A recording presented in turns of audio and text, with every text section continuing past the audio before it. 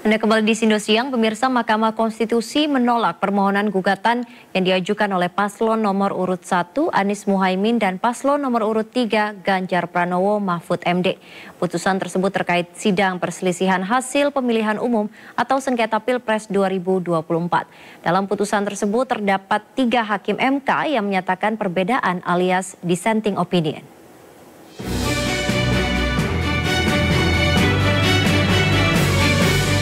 Mahkamah Konstitusi menolak semua gugatan Anies Muhaimin dan Ganjar Mahfud terkait hasil Pilpres yang memenangkan Prabowo Gibran.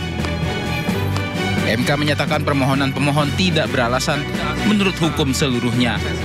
Dalil-dalil permohonan yang diajukan antara lain soal ketidaknetralan Bawaslu dan DKPP. Tuduhan adanya abuse of power yang dilakukan Presiden Jokowi dalam menggunakan APBN dalam bentuk penyaluran dana bansos untuk mempengaruhi hasil pemilu, serta dalil penyalahgunaan pemerintah pusat hingga pemerintah desa dalam bentuk dukungan untuk memenangkan pasangan calon presiden dan calon wakil presiden nomor urut 2, Prabowo Subianto, Gibran Rakabuming Raka. Mahkamah berwenang mengadili permohonan aku. Permohonan diajukan masih dalam tenggang waktu yang ditentukan oleh peraturan perundang-undangan. Pemohon memiliki kedudukan hukum untuk mengajukan permohonan aku. Eksepsi termohon dan eksepsi pihak terkait berkenaan dengan pokok permohonan adalah tidak beralasan menurut hukum. Permohonan pemohon tidak beralasan menurut hukum untuk seluruhnya.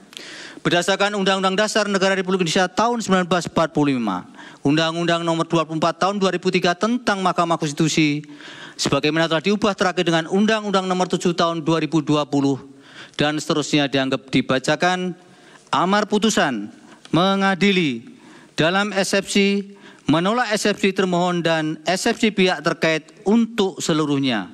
Dalam pokok permohonan, menolak permohonan pemohon untuk seluruhnya. Dalam sidang ada 3 hakim yang menyatakan dissenting opinion atau perbedaan pendapat, yakni Hakim Saldi Isra, Erni Nurbaningsih, dan Arif Hidayat. Ini adalah pertama kalinya dalam sejarah ada hakim konstitusi yang menyatakan perbedaan pendapat dalam putusan sengketa hasil Pilpres. Menimbang bahwa berdasarkan seluruh pertimbangan hukum di atas, dalil pemohon sepanjang berkenaan dengan politisasi bansos dan mobilisasi aparat atau aparatur negara, penyelenggara negara adalah beralasan menurut hukum. Oleh karena itu, demi menjaga integritas penyelenggaraan pemilu yang jujur dan adil, maka seharusnya Mahkamah memerintahkan untuk melakukan pemungutan suara ulang di beberapa daerah sebagaimana yang disebut dalam pertimbangan hukum di atas. Terima kasih.